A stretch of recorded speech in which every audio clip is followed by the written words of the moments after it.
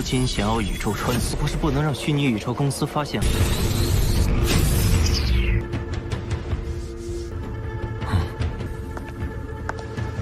罗家，罗家，我过来，谁也搞不住你。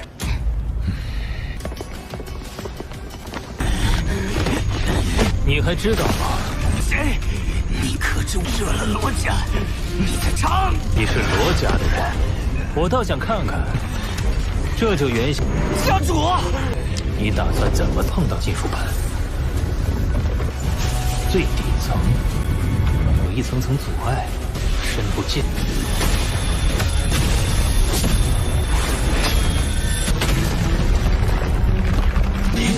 Halo kalian semua, selamat datang di channel Donghua Master. Bagaimana kabar kalian semua? Mimin harap kalian semua baik-baik saja. Dan pada video kali ini kita akan melanjutkan alur cerita dari serial Donghua Soulstar episode ke-163. Dan sebelum kita masuk ke cerita terbaru, mari kita sedikit mengingat cerita sebelumnya, yang dimana pada cerita sebelumnya Lo Feng telah memahami dari monumen monster raksasa yang berada di wilayah dari ras tanduk emas, yang hal itu membuat Lo Feng bisa memiliki teknik baru, yaitu cakaran monster yang memiliki kekuatan dahsyat. Tidak hanya itu, Rota Rebel Cloud kemarin juga mendapatkan peningkatan ranah, yaitu ranah dari penguasa sektor, serta monster tanduk emas juga telah berada di ranah dari penguasa sektor tingkatan ke-6 berkat menyerap kekuatan dari kristal darah. Dan Lo Feng kemarin telah sampai ke planet bumi untuk mengendalikan serangga Zerg menggunakan teknik 10.000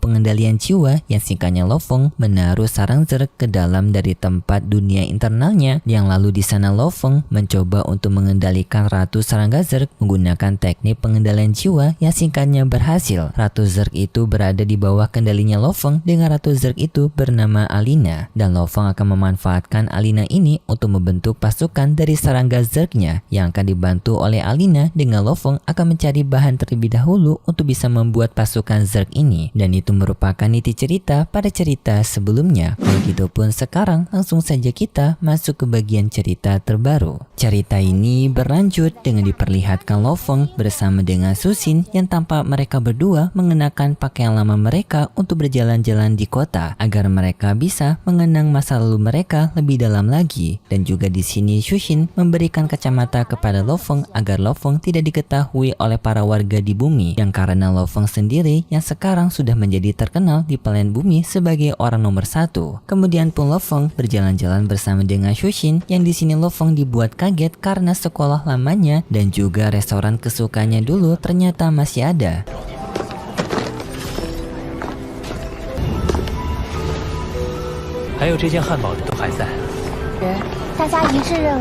Susin menjelaskan bahwasanya ini ada alasannya, karena jasanya Lo Feng yang telah dianggap sangat berpengaruh bagi planet bumi. Mereka pun setuju untuk selalu merawat kenangan masa mudanya Lo Feng, seperti sekolahnya Lo Feng dan juga restoran burger favoritnya Lo Feng. Tetapi di saat mereka yang sedang makan di sana, tiba-tiba saja Lo Feng mendengar adanya keributan yang sedang terjadi, yang di sana tampak adanya seorang pria berbadan besar menindas seorang pria berpakaian sekolah. Pria berpakaian sekolah tak terima dan marah kepada pria berbadan besar tersebut. Tetapi pria berbadan besar justru membela dirinya sendiri dengan ia mengatakan kalau wilayah ini milik keluarga Luo, yang ternyata si pria berbadan besar ini merupakan cucunya Lo Feng. Dan bagi kalian yang lupa, Lo Feng itu sekarang umurnya udah ratusan tahun cuy, jadi udah punya cucu cicit sampai udah jauh banget pokoknya lah. Jadi pria gendut ini merupakan keturunannya Lo Feng, dan pria gendut ini sangat bangga dengan hal tersebut, mengatakan bahwasanya wilayah kota ini merupakan milik dari keluarga Luo, maka terserah dirinya mau melakukan apapun di tempat ini. Dan tak lama kemudian adanya cucu Lo Feng lainnya yang bernama Luo Yuechan sebagai seorang jenius dari keluarga Lo Feng sekarang. Walaupun mereka berasal dari keturunan keluarga Lo Feng, tetapi sikapnya sangat berbeda dengan Lo Feng. Mereka berdua tampak sangat arogan, dengan Luo Yuechan juga tampak menggendong perempuan di tangannya. Lo Feng sendiri mendengar orang-orang mengatakan orang yang baru saja muncul itu berasal dari keluarga Luo membuat Lo Feng cukup kaget. Yang di sana Shushin memberitahu kepada Lo Feng bahwasanya pria itu merupakan cucunya Lo Feng generasi ke-8. Lo Feng yang masih penasaran dengan tingkah laku cucunya ini mencoba untuk mengawasinya terlebih dahulu, dan di sana tak disangka Luo Yuechan ini ternyata bersikap baik dengan memarahi Luo berbadan besar, mengatakan kenapa kau menghajar orang di tempat seperti ini, menganggap bahwasannya tindakan dari Luo gendut merupakan tindakan yang tidak melambangkan keluarga Luo mereka. Mendengar hal itu membuat Lo Feng menjadi senang karena keturunannya ternyata masih ada yang baik. Lalu pun Luo Yuechang membantu pria yang baru saja ditindas berdiri dan memperbolehkan mereka untuk pergi. Tetapi sayangnya sikap baiknya ini hanya berada di depan publik. Setelah orang yang ditindas itu pergi, di sana Luo Yuechang menyuruh kepada Luo gendut untuk menghajar orang itu kembali, tetapi jangan sampai di depan umum, yaitu dengan menyuruhnya menghabisi di belakang layar. Karena Luo Yuechan tidak menyukai orang tersebut, Luo gendut mematuhi perintah tersebut. Lo Feng pun sadar cucu yang baru saja ia anggap baik ternyata merupakan cucu yang sama saja bobroknya.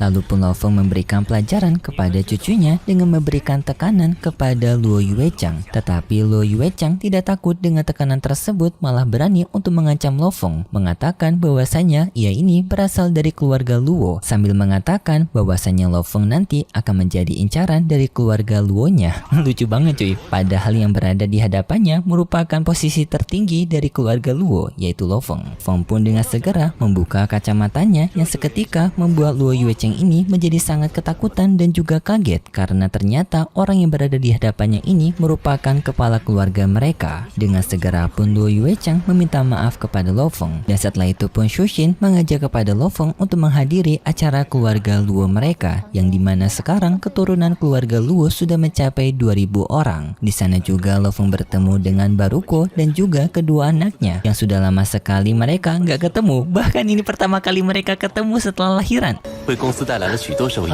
不过我已经几百岁了。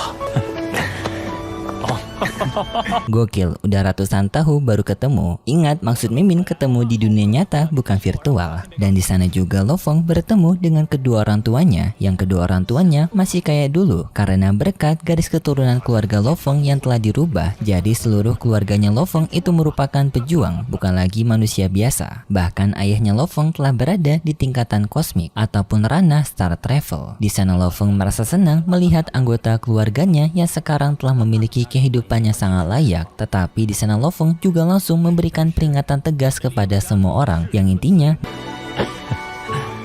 但是利用家族的势力和资源， bahwasanya mentang-mentang kalian berasal dari keturunanku, kalian tidak boleh melakukan tindakan seenak kalian. Yang seketika pun membuat Luo Yuechang menjadi sangat tertekan karena ia tahu Lo Feng sedang membicarakan dirinya. Lo Feng memperingatkan mereka semua dilarang untuk menggunakan kekuasaan dari keluarga Luo untuk kepentingan pribadi mereka, apalagi sampai mengganggu kehidupan orang lain. Lo Feng juga dengan tegas atas tindakan dari Luo Yuechang sebelumnya, Luo Yuechang akan mendapatkan hukuman. Dan setelah itu juga Lo Feng kembali bertemu Shushin, yang di sana Shushin mengajak kepada Lo Feng untuk pergi ke suatu tempat karena Shushin ingin menunjukkan sesuatu. Namun di tempat lain kita diperlihatkan dengan sosok orang kuat yang sepertinya berada di ranah dari Immortal Realm ataupun Undying.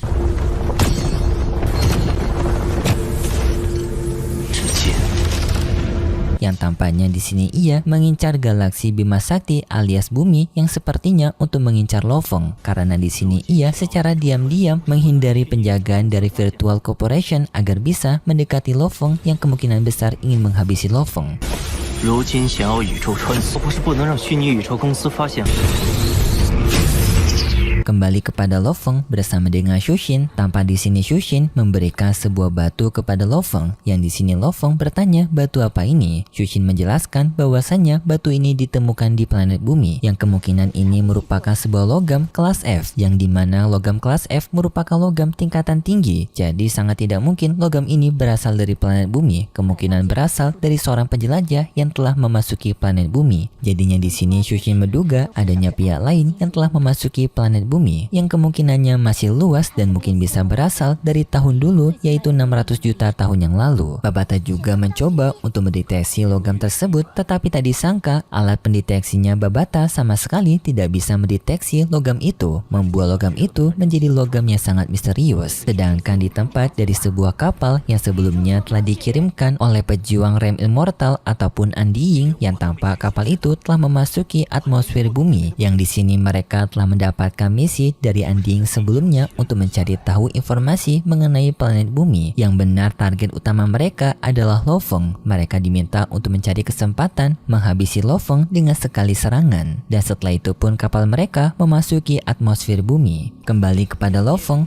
sekarang masih penasaran dengan logam yang tadi diberikan oleh Susin. Lo Feng penasaran dengan sejarah apa yang dimiliki oleh logam ini. Walaupun teknologi Babata tidak bisa menembus logam ini, tetapi kekuatan mentalnya Lo Feng masih mampu, yang dimana Lo Feng menggunakan kekuatan mentalnya untuk mendeteksi logam tersebut. Tetapi di dalam logam ini ternyata Lo Feng masih menemukan beberapa hambatan yang membuat Lo Feng sulit untuk bisa mendeteksinya juga. Tetapi dengan pagoda voidnya Lo Feng dapat menerobos semua penghalang tersebut, yang membuat Lo Feng pun bisa masuk ke dalam inti dari logam itu.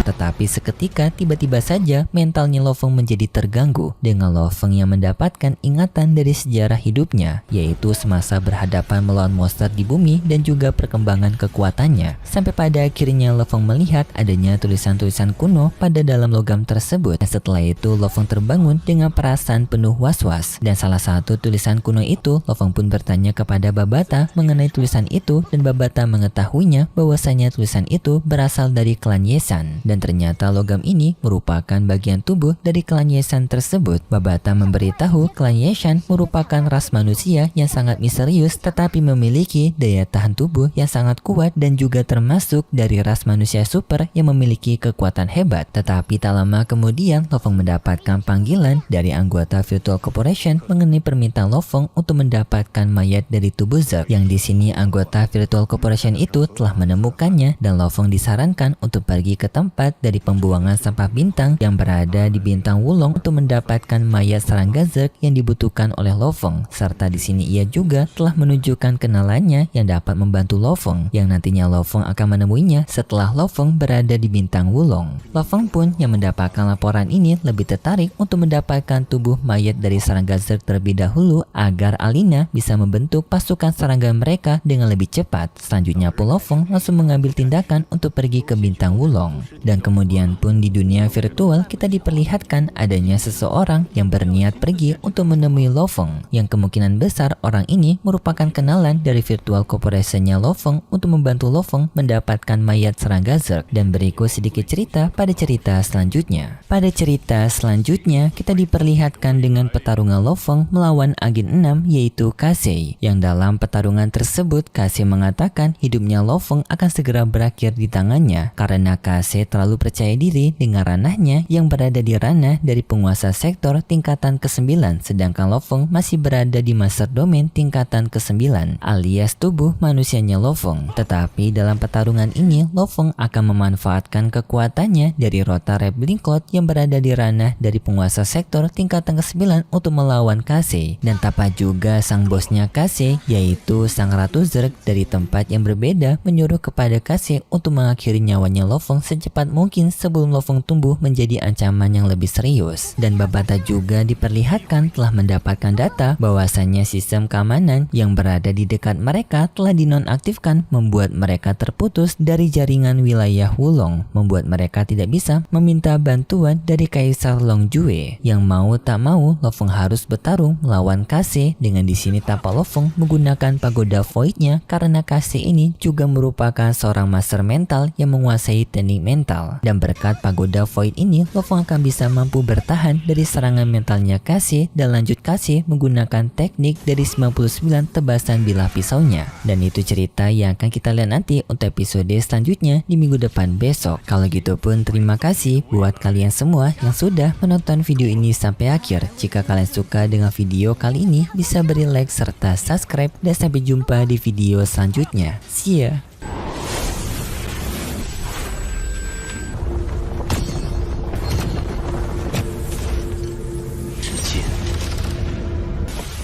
心想要宇宙穿梭，不是不能让虚拟宇宙公司发现。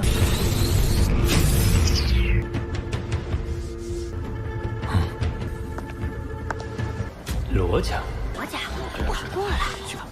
谁也搞不住你。